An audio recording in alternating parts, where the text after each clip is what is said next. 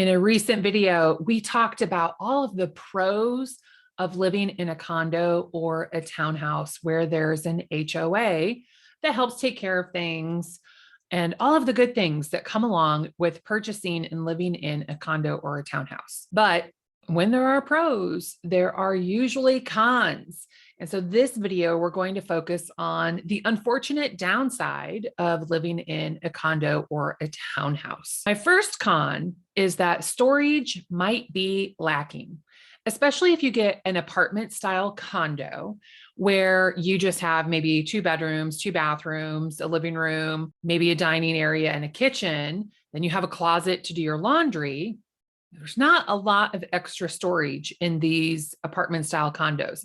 You might have a storage closet on an outdoor balcony, or you might have a storage closet in the attached garage. Like sometimes the building, you might have to go down to the basement or lower level to get into the garage.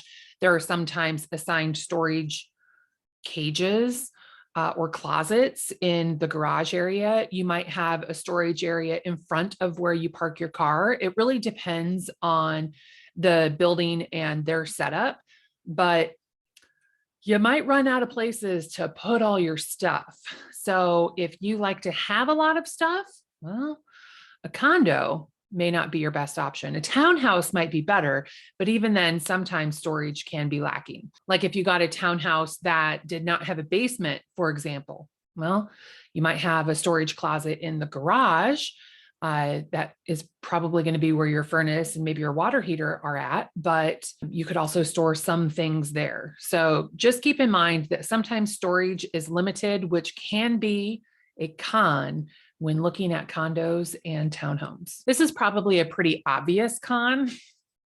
I don't know why I didn't say it first, but when you share walls with people you don't live with, things can get awkward. And not even the obvious bedroom wall sharing, but maybe your neighbor is hard of hearing and they listen to the 6 o'clock news every night at the highest possible volume setting that they can, which really interferes with your dinner or Zoom calls that you might be having because you work from home. Maybe your next door neighbor loves heavy metal music and you don't. Maybe they love country music and they play it at a really loud volume and it's not your jam.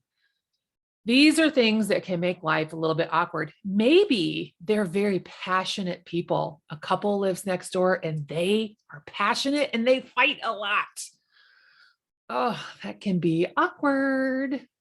So keep that in mind that you may not be able to control who you share a wall with. And sometimes that can be awkward. If you like to host parties or have get-togethers at your home, there might be limited parking available for your guests. So you are probably going to have your parking spot, whether it's in a garage or a driveway direct to your townhouse. Condos are probably going to have a garage. There might be guest parking. It might not be near your particular unit, so your guests might have to walk a little bit. And the guest parking might actually be taken up by other residents in the building. So if somebody has 3 people living in one townhouse that has a single car garage, they might actually park additional cars of theirs in the guest parking. So parking can be at a major premium in some townhome and condo developments. Something to think about if you like to have company over, you want to make sure that parking situation is going to work for you and your guests. In the pros video, we talked about how rules can be a pro because then you know what to expect. You know exactly what you're going to get in the community that you have invested in. However, rules can also be cons, unfortunately. And you knew that was coming because, there's pros and cons to everything. For example, the homeowners association might have rules about what kind of pets you can have, how many you can have, and how much they can weigh. So when I got my dog Murphy, he was 15 pounds and they told me he was fully grown. Well, I'm pretty sure he's over 30 pounds now, which would make him too heavy for many HOAs because 30 pounds is a common limit. Now, I would probably, because I'm a rebel, I would probably risk that and challenge anybody to weigh my fat dog when we were out taking a walk in the development. Some people might do that.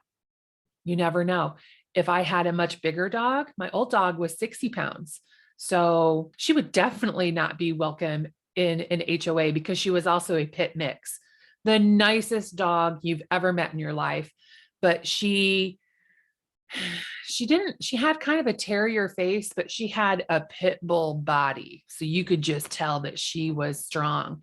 And unfortunately, a lot of HOAs are going to have rules on what type of breed is allowed for your pets. So pit bulls, Rottweilers, sometimes German Shepherds, those are common breeds that may not be welcome in a particular association. And while we're talking about pets, one of the cons of living in a condo or a townhouse is that you're not really going to have a dedicated yard for your pet, which is really most important when you have a pet dog. Cats don't really care about yards usually, but if you have a dog, you're going to have to take it out to walk it to go potty every day. And back to those pesky rules,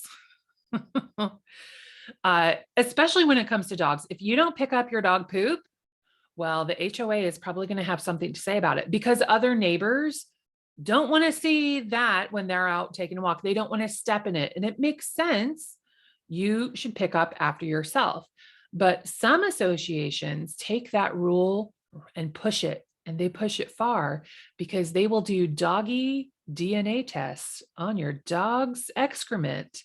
And if they find out it was your dog and your mess that you didn't pick up, you'll get a fine for that. That could be looked at as a con for many pet owners. Some HOAs are going to limit whether you can have motorcycles. Motorcycles might not be welcome because they make a lot of noise. They're probably not going to let you park an RV in your driveway or probably anywhere in the development. So you should find off-site parking for your camper or RV. They might even have a rule on whether or not you can park in the driveway overnight. I don't see this a lot, but I have seen it where development has a rule that your cars must be parked inside your garage and never parked in the driveway overnight. Rules are rules. A couple of years ago, I sold a condo. It was apartment style on the third floor in this building in West Des Moines. And they had perhaps the strictest rules I've ever seen. And one of those, they were the ones who would do the doggy DNA test and fine you if you didn't pick up after your dog. And they also outlawed smoking, which seemed really strict at the time. Although as a real estate agent, I can tell you that that's not a bad rule when you're selling your condo because it does make it smell a little more welcome in the common areas. But they also had a rule against roommates. So you could not rent your condo out in this particular association, and you couldn't even live there and have a roommate paying you rent. Can you believe that? That's a little strict. I'm not sure I understand the reason for the rule, but unfortunately, I'm not the person who gets to make the rules. So if that was a place where I lived and I disagreed with it, then of course I would have to get involved with the association and see if we can overturn the rule or come up with a new compromise that made sense for everybody living there. The woman who ended up buying the condo, she was not represented by me. She had her own agent, and, just strange events that happened after closing, she ended up calling me to ask a question unrelated to this video. And we got to talking, I asked her, oh, how do you like living there? Blah, blah, blah. And that's when she shared with me that, well, the manager of the building of the association, who also was her next door neighbor, he introduced himself and then basically told her everything that she could and could not do, which was in the rules that she was provided before she completed the transaction, before she went to closing and bought it. And I don't know if she didn't read it or what maybe she didn't fully understand it. But regardless of that situation, I don't know exactly what happened there, but she found herself in a real situation because she had intended to get a roommate to offset some of her mortgage expense. Sometimes associations are not properly managed, so they haven't done a very good job saving money for upcoming maintenance issues. If you own a home or a condo or a townhouse, any structure at all, you know that it does not last forever. Something is going to need to be repaired. Things age and they need to be replaced. A roof, for example, is only going to last 20 to 30 years, depending on when it was put on, what materials were used, and if there's been any weather damage since it was installed. So you want to make sure that your monthly HOA dues not only cover monthly expenses for your lawn care and your snow removal and any other general maintenance that needs to be done on a regular basis, but that you're also putting money away into a reserve savings for future maintenance events, because you definitely do not want to be a homeowner who gets surprised with a special assessment because the association didn't save enough money for the roofs or the siding or sidewalk, streets. Any repairs that are in the common areas are going to come out of that reserve fund. We have a listing right now that's in a development that is having some really major problems with the association. And I don't know if it's the association has been mismanaged by the board members or the management company hired to handle that, or if it's the homeowners who have voted against paying extra on a monthly basis in their HOA dues. And when there's no money and your roofs all need to be replaced, who's going to pay for it? You are. You're the homeowner. You're either going to pay for it in your monthly HOA dues and it's saved up over time, or you're going to have to pay a big lump sum out of pocket that is not going to be fun. And special assessments can also come up for surprise things. There are 3-story townhomes all around the metro area.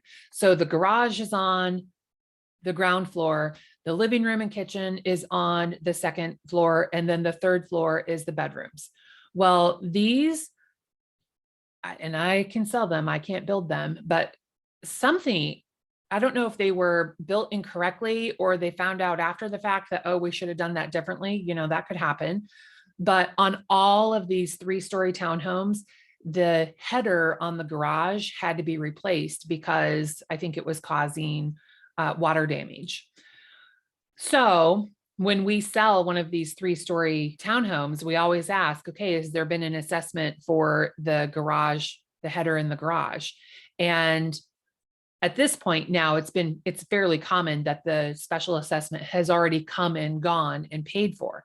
So even when you sell your home and there's a special assessment already assessed, you as the owner get to pay for it. So getting out of a special assessment by selling it to somebody else isn't going to work, because as the seller, the owner of the home, when the property was assessed with a special assessment, that makes you the lucky winner. So when you are buying a property, we're going to make sure that you're protected against special assessments that were assessed to the previous owner. But keep in mind that an assessment can come up for any reason at any time. And hopefully things have been budgeted well over time so that that reserve fund is built up to cover for maintenance events that are going to happen, like a roof repair or siding repair, so on and so forth. We talked about this a little bit in the pros video, but one of the rules that many HOAs have is in relation to rental properties. Whether or not you, as the owner of a condo or a townhome in a particular development, can rent your property out. And depending on if you are an investor and you want rentals, that can be a good thing. Or if you're planning on living in your unit and you want to be surrounded by other owner occupied units, you might want to limit the opportunity for rentals to take over your development. So if you're in a development that does allow rentals and doesn't have a cap on the rentals, having too many rentals in your HOA could affect your property value over time, because people who want to live surrounded by the pride of ownership of other owner occupied units are not probably going to purchase because they're trying to stop renting, so they don't want to live by other renters. And those buyers who are getting an FHA loan, well, that's a government-backed loan, and the government wants to make sure that it meets certain guidelines. And so you cannot have more than, I think, 10% in rentals, and you have to be FHA certified in order to get an FHA loan. So you also want to make sure that your association is up on their paperwork and following the guidelines that they have set in the rules as far as rentals go. So this video was kind of a Debbie Downer on the cons of living in a condo or a townhouse, but I can see the bright side in almost any situation. And honestly, the cons that we have shared may not be cons for everybody because, maybe you don't have pets and you are a minimalist. And so you don't need a lot of things to have extra storage for, and you love rules. So a condo or a townhouse might work out really well for you. And of course, if a condo or a townhouse is not your jam, well, we can always hook you up with a single family home, no problem. So no matter what you're interested in, my team at Heather Wright and Associates would be happy to help connect you with your next home. Talk to you soon.